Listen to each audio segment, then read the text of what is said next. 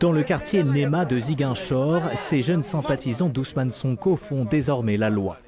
À l'entrée de la rue menant au domicile de l'opposant, ils montent la garde et filtrent minutieusement les allées et venues.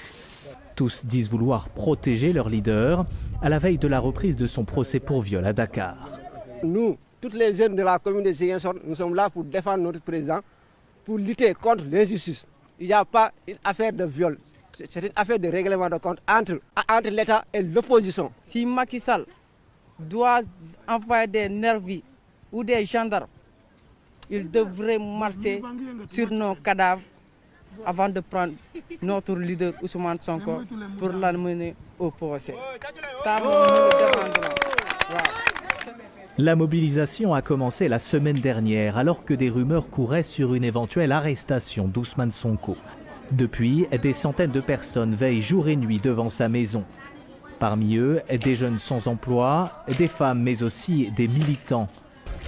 Bentaleb Sow est membre du mouvement Frappe France Dégage. Pour lui, chaque convocation en justice met en danger Ousmane Sonko. Imaginez qu'il prenne sa voiture et veut aller au tribunal. Mais à chaque fois, vitre cassée, atteinte à son intégrité physique.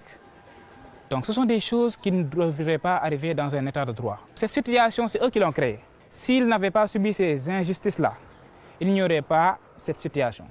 Quelques centaines de mètres plus loin, à la permanence du PASTEF, tous sont mobilisés pour aider les manifestants à tenir. Des femmes préparent et distribuent tous les jours de la nourriture. Pour ce cadre du parti, seules des concessions du gouvernement pourraient débloquer la situation.